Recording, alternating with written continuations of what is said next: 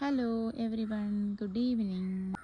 ഇന്നലെ അടുക്കി വെച്ച ഈ കല്ല് ഒരു സൈഡിലേ അടുക്കി വെച്ചുള്ളൂ. ഇനി അതിൻ്റെ ഓപ്പോസിറ്റ് സൈഡിൽ കൂടെ ഞങ്ങളിത് ഈ വീട് മാറ്റ് വിരിച്ച് മെഷർമെൻ്റ് എടുത്ത് കല്ലടുക്കി വെക്കാൻ പോവാ. ദേ ഈ സ്റ്റെപ്പ് വരെ കാലിന് സുഖമില്ലാത്തത് കൊണ്ട് ഇവിടെ ഇരുന്നുകൊണ്ടാണ് ഞാൻ ഇവിടെ ലൈൻ എടുക്കുന്നത്. ഇത് കണ്ടോ, ഇങ്ങനെ അങ്ങേ അറ്റം വരെ ആ വീട് മാറ്റിൻ്റെ സൈഡിൽ കൂടെ ചെറിയൊരു കുഴി പോലെ എടുത്തിട്ട് ആ കിടക്കുന്ന കല്ലുകൾ അടുക്കി വെക്കാനാണ് പ്ലാൻ. അതുകൂട്ടൻ എന്നെ ഹെൽപ്പ് ചെയ്യാമെന്ന് പറഞ്ഞു. ഇവിടെ ഇരുന്നുകൊണ്ട് ചെയ്യാവുന്നതൊക്കെ ഞാനും ചെയ്യാമെന്ന് ഓർക്കുന്നു. കണ്ടില്ലേ, കാല് നല്ല നീരാണ്, വേദനയുണ്ട്. അതുകൊണ്ട് ബാൻഡേജ് ചുറ്റി വെച്ചിരിക്കുക.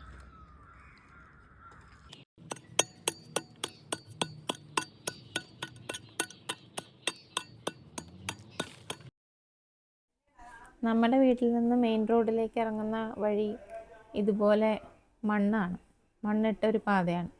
അപ്പോൾ അതവിടെ റബ്ബർ തോട്ടമായിരുന്നു. നമ്മൾ കുറച്ച് സ്ഥലം അവിടെ മേടിച്ച് കഴിഞ്ഞപ്പോൾ ആ റബ്ബറെല്ലാം വെട്ടി അത് റോഡ് കയറി വന്നതാണ്.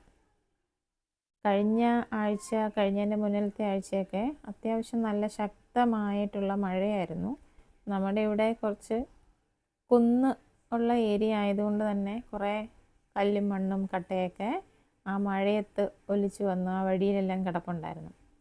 ഞാനും നന്ദുക്കുട്ടനും ഒരു ദിവസം ഇവിടെ എൻ്റെ ജോലിയൊക്കെ കഴിഞ്ഞ് എൻ്റെ ക്ലാസ് ടൈമിങ്ങൊക്കെ കഴിഞ്ഞ് ആഫ്റ്റർനൂൺ ഫ്രീ ടൈം കിട്ടിയപ്പോൾ ഞങ്ങൾ രണ്ടുപേരും കൂടെ പോയി കുറേ കല്ലുകൾ പെറുക്കി അത് ഒരു ചെറിയ ചാക്കിനകത്ത് കയറ്റി നമ്മുടെ വീടിൻ്റെ വാതിൽക്കൽ ഈ കുളത്തിൻ്റെ അടുത്ത് കൊണ്ടുവന്ന് ഇട്ട്. അതും എൻ്റെ സ്കൂട്ടറിൽ തന്നെയാണ് ഞാനത് ആ കയറ്റത്തിൽ വീട്ടിലെത്തിച്ചത്.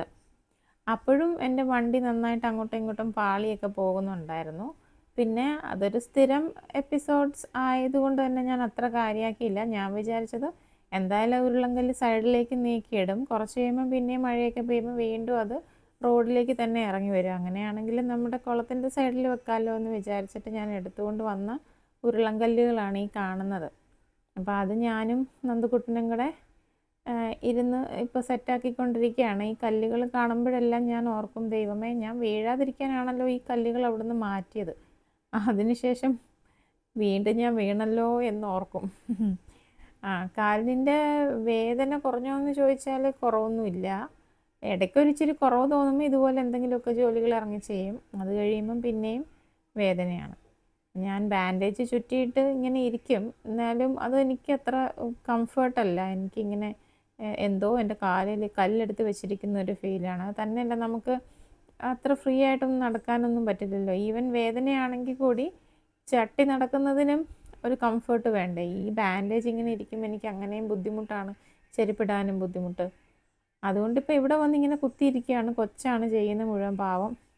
ഞാനിവിടെ ഇരുന്ന് ഇൻസ്ട്രക്ഷൻ കൊടുക്കുന്നു, അവൻ ചെയ്യുന്നു, അങ്ങനെയാണ്. എന്നാലും കുഞ്ഞല്ലേ, അപ്പം ഞാൻ എന്തോ ഉദ്ദേശിച്ച രീതിയിലൊന്നും അല്ല അവൻ ഈ കല്ലുകളൊക്കെ വെക്കുന്നത്. കുറച്ച് തിരിഞ്ഞ് മറിഞ്ഞൊക്കെ പോയിട്ടുണ്ട്.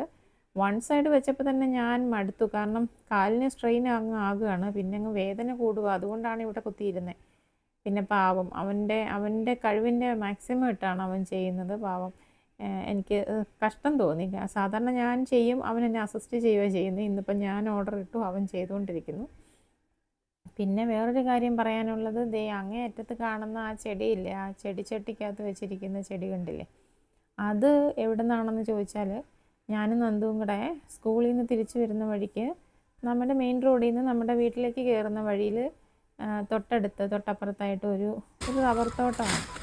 ഞങ്ങൾ നോക്കിയപ്പോഴത്തേക്കും മലയാളം പാട്ടൊക്കെ FM വെച്ച് കേട്ടുകൊണ്ട് ഒരു ബായി നിന്ന് അവിടുത്തെ പള്ളയെല്ലാം വെട്ടിക്കളയുക. അപ്പം ഞങ്ങൾ ഓൾറെഡി അവിടെ നിന്ന് ഈ ചെടി 2 എണ്ണം എടുക്കാം, അവിടെ അതിൻ്റെ ഉടമസ്ഥനോട് ചോദിച്ചിട്ട് എടുക്കാം, 2 എണ്ണം എടുത്തിട്ട് നമുക്ക് ചെടിച്ചട്ടിയിൽ വെക്കാമെന്നൊക്കെ പ്ലാൻ ചെയ്തിരുന്നതാണ് ലാസ്റ്റ് വീക്ക്. സ്കൂളിൽ നിന്ന് തിരിച്ചു വരുമ്പം ഞങ്ങൾ നോക്കി വെച്ചിരുന്ന ചെടി ദേണ്ടറായവൻ കട്ട് ചെയ്ത് മൊത്തം കളയാം. അപ്പം ഞാൻ ഈ ബായിയുടെ അടുത്ത് ചോദിച്ചു, ബായി ഫേക്ക് നെക്കിൽ കേൾക്കാ എന്ന് ചോദിച്ചു. ദൈവമേ, ഞാൻ ചോദിച്ച ഹിന്ദി കറക്റ്റാണോ എന്നൊന്നും എനിക്കറിയത്തില്ല. അപ്പം അങ്ങേര് പറഞ്ഞു, അതേന്ന് പറഞ്ഞു. മേ തോടല്ലേലോ എന്നും ചോദിച്ചു.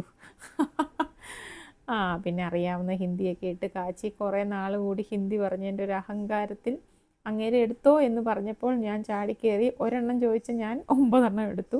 അങ്ങനെ വീട്ടിൽ കൊണ്ടുവന്ന് അതും നന്ദു തന്നെയാണ് വെച്ചത്. ഞാൻ അവന് പറഞ്ഞു കൊടുത്തു, മോനെ അങ്ങനെ ചെയ്യടാ ഇങ്ങനെ ചെയ്യടാന്ന്. പാവം അതും അവൻ തന്നെ വെച്ചു. എന്തായാലും നല്ല രസമുണ്ട് അത് ചട്ടിയിൽ വെച്ചപ്പോൾ. സാധാരണ നമ്മുടെ ഈ പാലാ ഏരിയയിലൊക്കെ തോട്ടത്തിൽ കൂടെയൊക്കെ ഇങ്ങനെ വെറുതെ വെള്ളം പിടിച്ച് നിൽക്കുന്ന ഒരു സാധനമാണിത്. അപ്പോൾ ഇതൊക്കെയാണ് ഈ ആഴ്ചത്തെ കാഴ്ചകൾ. Thank you for watching. Bye bye.